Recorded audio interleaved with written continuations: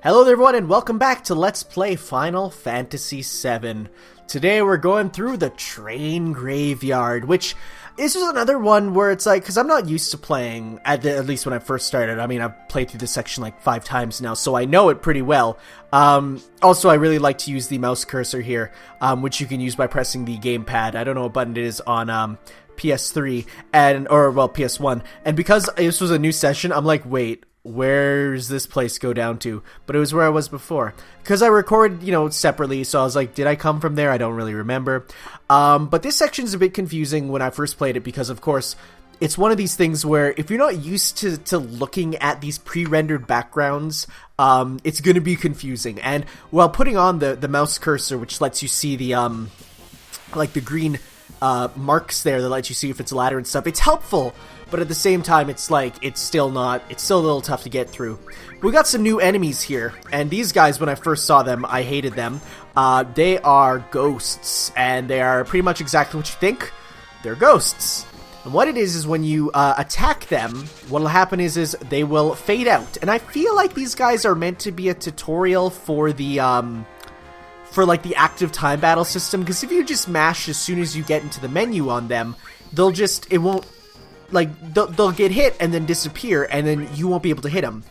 So you want to try and time it, right? So I feel like they're mostly a tutorial gimmick enemy, but they do have a rare item which is called the Ghost Hand, which you can steal from them, which you can only get from ghosts in the entire game. There's a couple enemies like that in this area where you can steal stuff from them that's really rare that you can't get anywhere else. Other than that, they have standard physical attacks called Scratch. If not defeated quickly, it can hit the party with fire on a character and also Drain, which sucks because then they heal. You can actually use Cure on them because they are technically an undead type enemy, despite, ghosts shouldn't be undead, they're actually dead. And so you use that on them and it will deal damage. So all the undead enemies in the game are like that. Okay, so there's an item down there, and you might look at it being like, how am I supposed to get it? Obviously by going through the train. You can get it by standing on top of the train.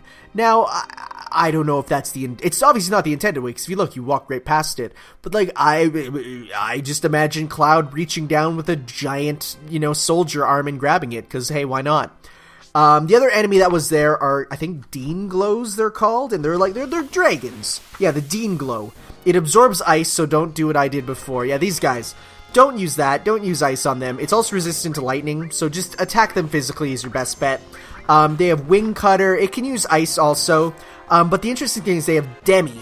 Now, Demi is a gravity-based spell, which will always do a percentage base. So it will always do 25% damage. So meaning, you don't have to worry about dying to them if they use it, but it still sucks because it's, it's still like that.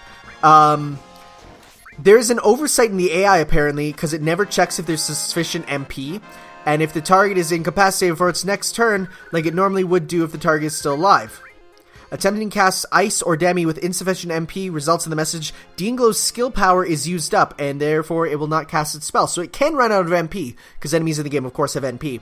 When you defeat it, it can drop a Gravity Ball, which is the only place in the game to get it, because you never come back to the train graveyard, except in Dirge of Cerberus, the third-person shooter sequel to Final Fantasy VII. For those of you who don't know, that's a thing. So you want to get them, you want to beat them for that, and you can steal ethers, which are really good, because ethers and stuff, you never really have to worry about your HP as much running out, because you'll always have items to heal that, but items for healing MP are definitely a lot more rare, so it's like you want to get those. You really want to look for them, and this is a good place to farm them if you want. Now, this is a rare enemy that I'm very happy I ran into, because when I first saw it, I'm like, oh god, did I accidentally run into some crazy bossman? But no, it's called the Eligor, and it actually carries the strongest weapon for Aerith. God, the Wikipedia that I got this from is wrong. Until Junon, which is far, far into the game. So use Steel and try and get it. Otherwise, it's not that amazing. It resists gravity. It only uses a sword attack when it's above 50% HP. It can cause sleep and silence on you, which suck. But otherwise, it's not a tough dude. He definitely looks scary. But when I first saw him, I'm like, this guy looks serious business. But I wouldn't worry about him too much if you run into him. But if you do run into him, steal that staff. Because this is actually like the third time I've recorded this area. Because, of course, sometimes when you're doing stuff, you film him wrong and things go wrong. And I was lucky enough to find him, but at the same time, I'm still like rushing through. So this is just a light puzzle. You don't have to worry much about it. You move the trains, you do stuff. It's scary on your first attempt. Like, mind you, I was 15 or so when I first played this, and like, I'm just playing it, I'm like, this is overwhelming, coming from someone who only played like Final Fantasy 6 and 5, you know, where everything you can see is there, you know. Here it's a bit different. And this guy just casually drops a thing like, oh yeah, it's like, we're gonna be crushed, whatever. I just don't want to leave, though. Very much like the mailman from Majora's Mask. But here comes a bit of a set piece, if you will. Quite a... This one's pretty big, you'll see. But it's the assault on the pillar. Because, you know, that rumor of the thing dropping, it's actually happening just above. As we'll see right here. So, yeah, they're fighting on a one of the pillars that holds up the plate, right? So, that kind of sucks when you think about it. This is kind of one of the reasons why maybe living under a city might not be the best idea. Though, mind you, it's like, why? I don't know. I feel like there should be more protection, but then again, it is them who are attacking. Also, Biggs has died. Not yet, or Wedge, sorry. I'm sorry, I thought he was Biggs because he's the fat one. I forgot his name. That's funny, because Cloud, you remembered my name. Right. Yeah, no. He's gone. That's why I'm really hoping for in the remake, they definitely, make it so that, like, they last longer. That you get more attached to them. Because, honestly, at this point, you don't really care about Biggs, Wedge, and Jessie, except for Jessie, because she's super cute.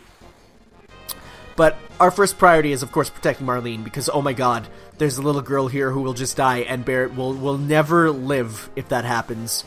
So, Aerith gets sent to go do that because we don't really need magic going up the pillar. So I think she also takes all your materia and stuff with you, so that kind of sucks. So like if you go to the materia and stuff, it's like she has them still.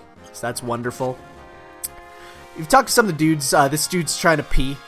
My strange and wonderful little place. What is he talking about? I have no idea. He's a weird one.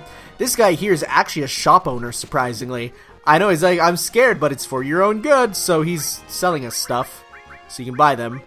I mean, whatever. I mean, I knew this wasn't my main playthrough, so I'm like, yeah, whatever. I'll just get some stuff and buy some grenades, use them up on the way. Because yeah. So let's head up there and do that. But first, of course, we're going to heal the sadness. Because, well, it does prevent the, well, it doesn't prevent. It slows, and for some, I think I said it wrong last time. What it does is you take less damage, but because of that, you also get half speed on your limit break. So that sucks. So yeah, here's Biggs. He fell off and now is like stuck on it. So he's gonna die. That's a bit sad. You know, him dying just stuck on there like that. Like, how would you even get put into a position like that? That really sucks. These are the only enemies you're gonna run up to on the way here. The Arrow Combatants. So Arrow Combatants use either kick or propeller as a way of attacking. And when it's attacked, there's a 50% chance it will lose its propeller and drop to the ground, like so. By doing this, its speed and evade drops, but its magic and magic defense double. The increment of its magic stat is unusable because it doesn't have any magic at all. It's actually treated as two separate enemies, depending on if it's in the air or on the ground, with actually totally two different scripts. So, the battle will always start with the grounded version inactive, which means that, like, even if it's on the ground to begin with, it will still act like the one in the air, AI script-wise. So, for those of you who don't know, the AI script is literally stuff like, if enemy at 25% HP, use this move 75% of the time, use this move this percent of the time. Also, yeah, we're like, Jessie, don't say last. No, Jessie, don't die. You're the best girl. Just, you're not the best girl. But if you actually say, is that so? She says, is that so? How cool as always. So even if you're a jerk to her, and I was shaking the controller in anger, even if you're a jerk to her, she still says she likes you. how can you live with that? I really hope they let you get closer to Jessie and them. Like, honestly, I feel like for how Final Fantasy VII's remake is going to be, I feel like this should be like the 60% mark, right? Like, where it's not just the, this isn't like in the first, little bit. It's going to take a bit. Also, I'm going to use these grenades, because why not? And Cross Slash, because it's cool. Of course, Cross Slash, you might know from Smash Bros. Being his side B. I forget frequently that Cloud is in Smash Bros. And every time I do, it brings a smile to my face. Of course, that being one of the reasons why I started this Let's Play. And it is E3 currently, and I'm hoping that they announce Cloud's amiibo, because honestly, even though there have been so many action figures of Cloud, like the Final Fantasy VII crew, they're not obscure JRPG characters. They have figures. They have figures that range from American action figures all the way to super high-end metallic, like, perfect CG scale model figures from Square Enix themselves. Their PlayArts Kai stuff is insane. Mind you, also is the price. But I really hope that I can, get a nice Cloud figure to go with my Smash Bros. Diorama. For now, an amiibo will work. But definitely, now that we have Cloud and Smash, she can go there. Which I'm looking forward to, because, man, it still freaks me out that, like, Cloud is now part of, like, the Smashverse, which is great. But, oh, hey, here's Barry. He's just firing off into the air. And we're here to save him. And he's just been firing at a helicopter. No, I don't know. Maybe I haven't played many shooters. Can you even, like, attack a helicopter with just a machine gun? Will it do anything? So, he's pretty much all ready to go aside from giving materia. So if we look here, I'm pretty sure Aerith does steal the materia, which sucks. That's one of my big problems with this game that I would have hoped they would have fixed with this version. It's if you were to, if you switch party members, you don't get the materia back.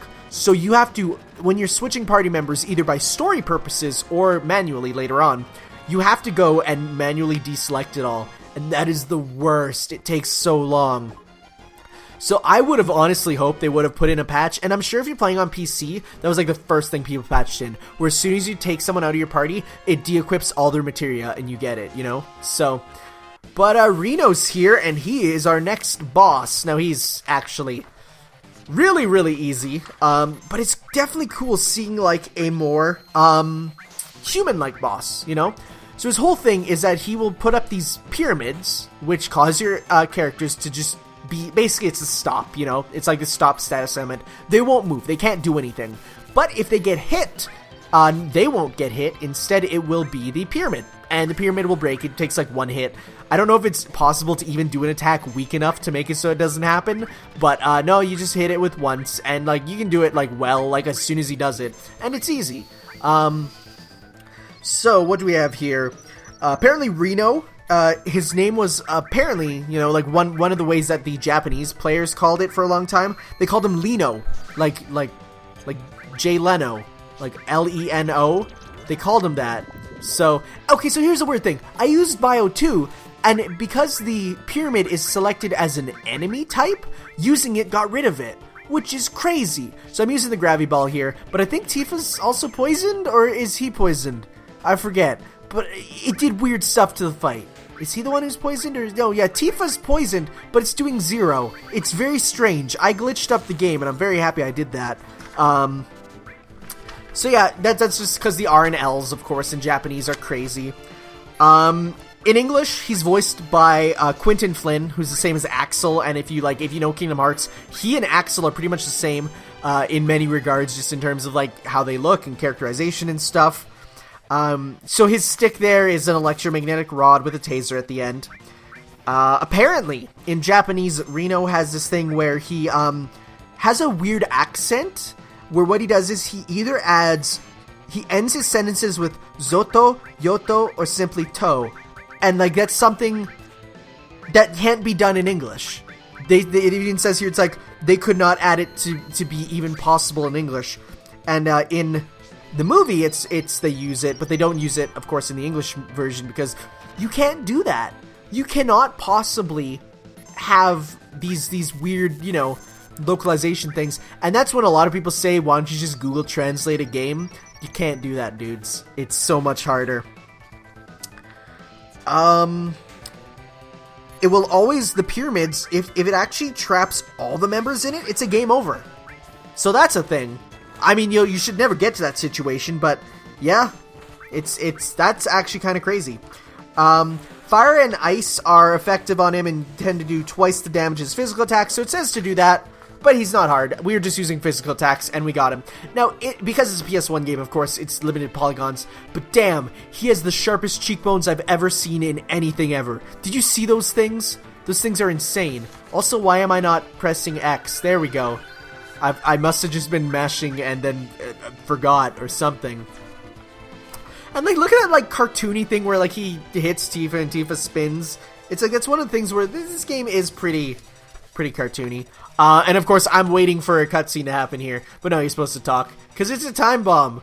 And Tifa's like, I don't know how to stop this. You try it, because we're obviously the computer savvy one, and apparently we are, because we know it's not a normal time bomb. How? Probably Soldier Days, but. And this is funny. This is a cutscene where you can like move around, right? So like, whenever there's one of these, I am terrible for always trying to move. I'm bad with it. I can't control myself. I cannot sit still. So then what do? I'm sorry. I'm pretty bad with, I'm going in time with the music now. I very much apologize. I'm that type of gamer. But no, they kidnapped Aerith, so now she's gonna be kidnapped. And of course, like, yeah, Barrett, stop shooting at the friggin' helicopter, because she's right there. You could see her, Well, mind you, scaling is a bit weird, as you can see, but, actually, going back to the English language thing, apparently, in the game's coding, Aerith is said to be Aerith. Despite that, the default for the name select screen is Eris. But if you were to somehow glitch or hack the game to bypass the character naming screen, she would be called Aerith. That is the name that is in the game's code. Aerith's is the one that comes up first as the default name, but it is not the in-game programming's default name. Just like Clouds is for Cloud, and Barrett's is actually Bullet. Because Barrett and Bullet are both things that can be said at the same time to be used for his name because of the R and L thing. And also my phone's ringing and I better answer that, so I'm gonna pause. Okay, so we're back. I'm apologizing because the video might be a little out of sync now, but I hate that. I hate phone calls in the middle of Let's Plays. Because Barrett's name, an actual, other way to Romanize it would be Bullet. But because, in the game, it's, people, they haven't retroactively changed his name back like they did, because in all spin-offs he's still Barrett. Because Barrett sounds like a much better name than Bullet, I get it, the pun is that he has a gun for an arm, but it's a cool name still, but Barrett's, better. And here's something that I have no idea how they're going to accomplish in the HD version. Cloud jumps, because Barrett in the PS1, do you see how beefy he is? Like, that guy is huge. He's a giant man. He's huge. He's ripped. And it's like, so how are they going to do that for the remake? That's a scene that as soon as I saw, I'm like, that's something you're going to have to change. This is really, you see that person get crushed and die. That's, all these people are dead. It's not like, oh no, we have magic to save them. No. Everyone died. Also, again, the scale on this cutscene is so weird because, things are not the right sizes. I want to see what they're going to do. They're probably going to do something like Cloud grab onto and there'll be 3 of them there. And, the president there is listening to classical music and watching it. That actually gave me goosebumps when I saw it, because honestly that shows how evil he is. And I hate this. In the cutscene, it's gonna start here. There's a materia down there, but I won't be able to get it because I'm in a cutscene. It's the problem Kingdom Hearts has, and I hate it. I'm just like, oh my god, I need to go get it, but it's not gonna let me. I mean, it will after. It's not like somewhere it's like, here's a cutscene with an item in the background, and then they warp you somewhere else after. Oh, that's bad. But yeah, they're home. I mean, as far as Barrett knows, Marlene, Biggs, Wedge, Jesse, they're dead for sure. There's no way they'll survive that. But as far as Barrett knows, Marlene is dead, and so is his entire home. So well, not his home, but his like his home for now with Avalanche, And he's like, this is a big part. I really feel like this scene is going to be super emotional in the remake. Like, oh my god. Imagining just like, the destruction in him. Especially this part here. This part gets me, As we'll see in just a sec.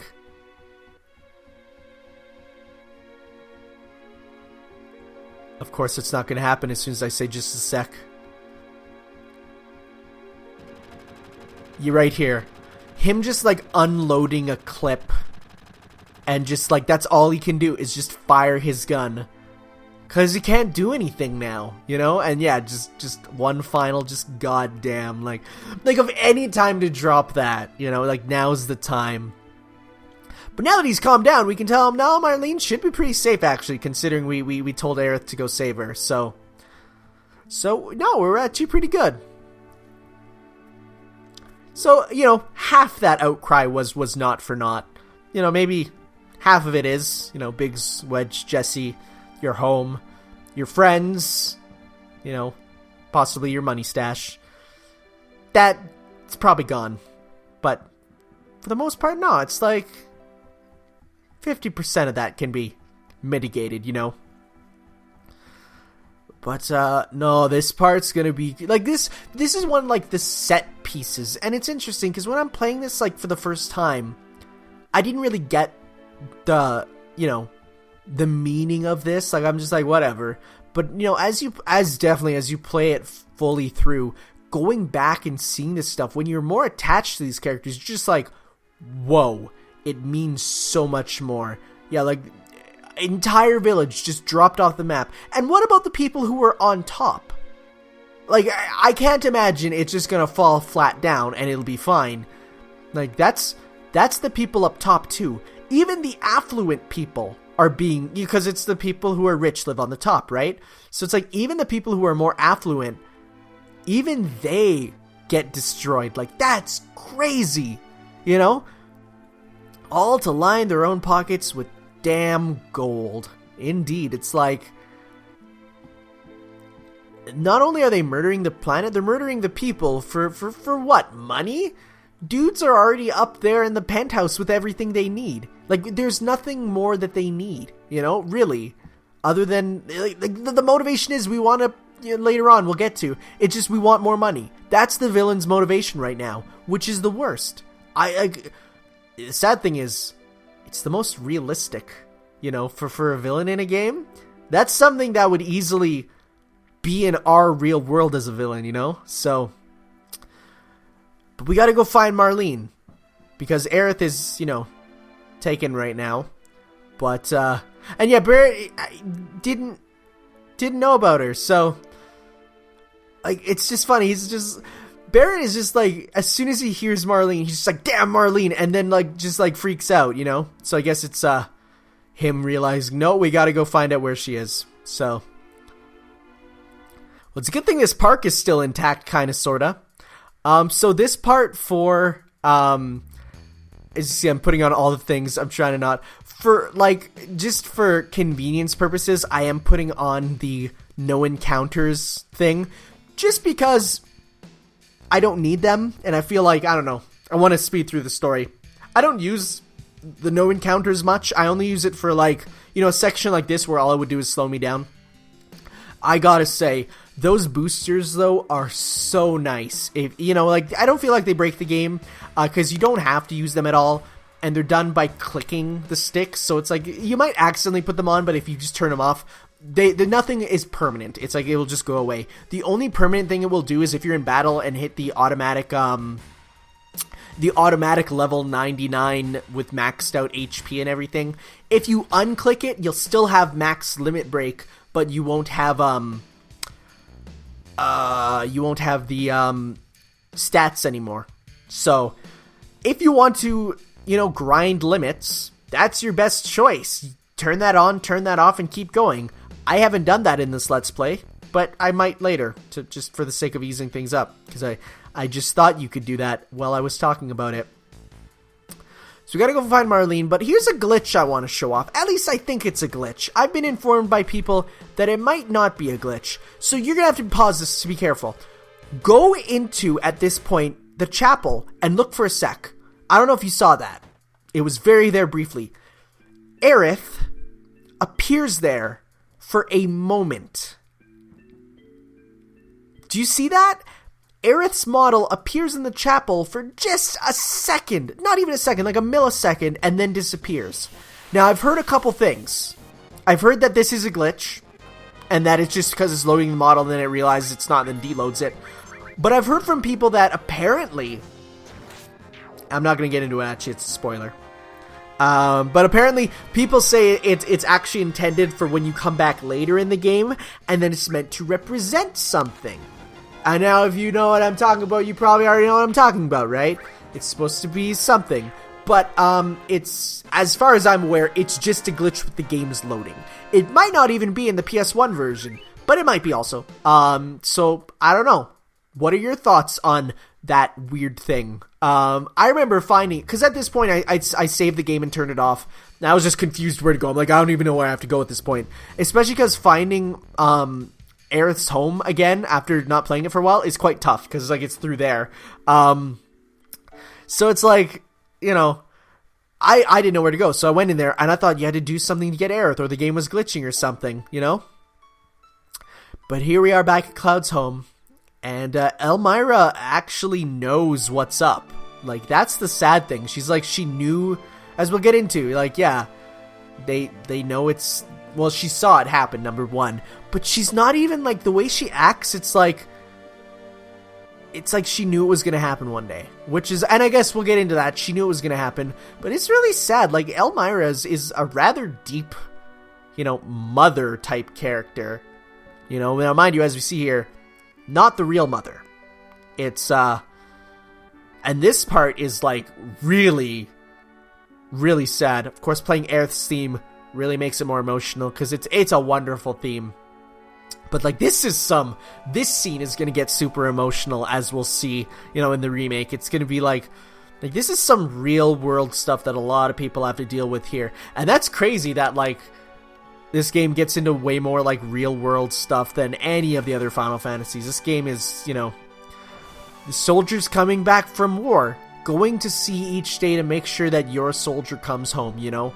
Now, mind you, this is not as much of a problem now with the internet and stuff where you can, you know, your soldier's gonna send you a message saying, yeah, I'm on my way, BB. You know, it's like, it's not as much of a problem nowadays. But, you know, back in the day, people's soldiers coming home. Also, that soldier is very large, but he's probably a good guy on the field.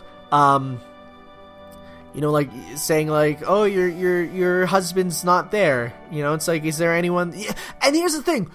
I'm saying that stuff, but I shouldn't have to. This scene can totally be understood through images alone, you know? Now, mind you, there is text, but that's powerful, you know, to have, like, this scene be totally told through just image from seeing things. And that's something I really feel that Final Fantasy does well. There are many times in Final Fantasy where it's show, don't tell. And, of course, being a kid, there were some parts in Final Fantasy where I was confused with the show don't tell, but now that I'm an adult, the show don't tell element of Final Fantasy storytelling is amazing. You feel stuff, you know? And just like one day, here's Aerith's mom, real mom, who's just here. So apparently Aerith's real mother, her name is Ifalna, and was designed to be 29 years old, according to Tetsuya Nomura, who did the character art. And it's actually really cool, because, like, the character art for her is, like, in proportion to the model, which is something you don't normally see. Because, you know, you think you design, like, for the main cast, you design the character at their full size and then render them down.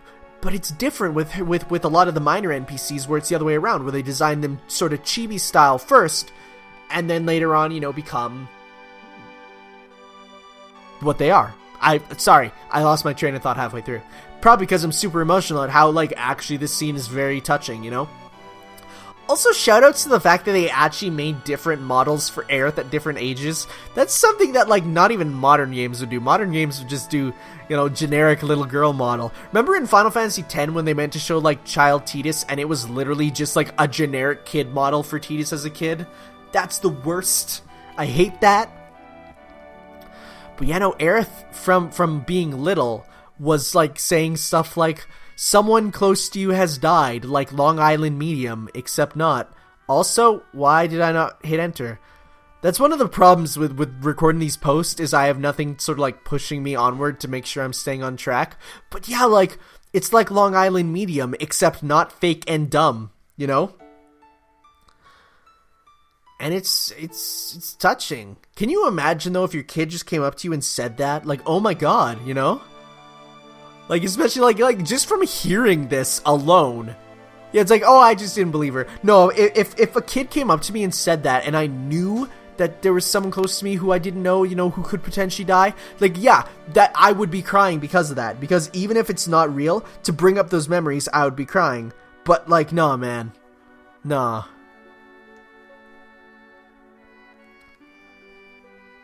I really like the use of transitions here too. The whole moving the entire scene and just using the darkness, it's so good. Like that's something they won't be able to do with the remake at all, you know?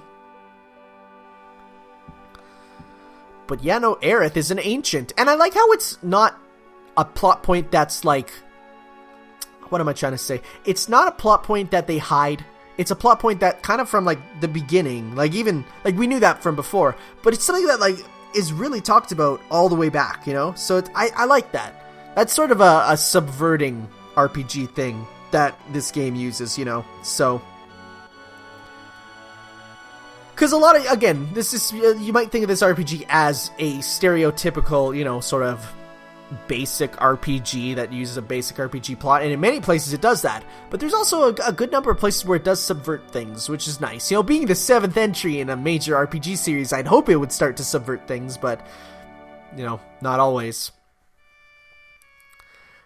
But it's crazy that, like, Shinra, for, like, 15 years has been trying to get her, and she's always been able to avoid them. Like, to think about that is kind of crazy, and really sort of shows, like, the more badass factor. Because to imagine this, like, this flower girl in the slums, who just, like, here come the dudes in suits with meg rods, and she just ninjas her way out of there. Probably using her staff, you know, like a bow staff or something, and just flipping around, you know?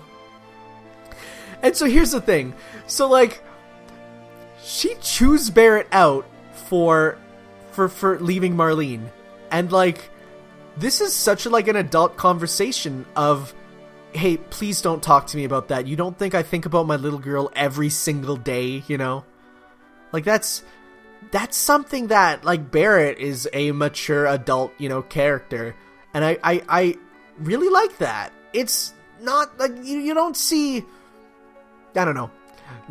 In most RPGs, the dad is non-existent, so... But I feel like Elmira still got into him a little hard, you know? It's like, how was he supposed to know the plate would be there? I guess leaving her alone at the bar would kind of do that, but... no, I'm not moving. There we go. Tifa, don't blame yourself. Yeah, Aerith doesn't think so. Of course, Aerith probably knows, like, this is her destiny and stuff, so... Sigh, indeed. But we can't go that way. No, like, this scene is definitely gonna be... I love this part, though. Man. Like, just, like, this relationship is so good.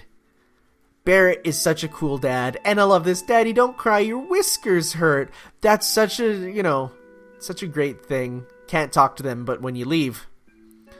He's like, Cloud, we gotta do this, man. She's done so much. Like, not even just because of the planet and stuff, but, like, now it's personal. Now we have to do this. And so Marlene asks, like, Aerith asked me a lot of questions. Like, what kind of person? I think she likes you. So you can say, I don't know, or let's hope so. And if you say, I don't know, she says, dummy, because, you know, it's like, it's obvious. Like, it's so exceedingly obvious that Aerith likes Cloud. Like, that's not a hidden thing. It's not like Tifa where it might be, might not be. It's like a little childhood friend, you know, maybe not. No, Aerith is like, yeah, no, Aerith definitely likes Cloud. That's not even a thing that you can avoid, you know? So, But we're just about done this part, and next part is the first part of the big finale of, well, not the finale, it's going to take multiple parts, but like the start of the, you know, sort of like the final dungeon of Midgar, if you were. Like the Disc 1 ending, but it's not Disc 1, because Disc 1 is actually way bigger. But, you know, like sort of like the ending of the Midgar saga that sparks a turn in the game entirely, and I love that, you know? So it's really cool. I do like how it feels like this is like one whole sort of like mini game. This is like the tanker chapter, you know? And then, of course, then it opens up and it's a whole bigger game, which is great. So we got to figure out how to get to the Shinra building, but we'll be doing that next time because it's gonna be probably 2 or maybe 3 parts. So thank you all for watching, guys, and next time we'll head into the Shinra headquarters and totally go and save the day. Thank you all for watching, dudes. Ciao.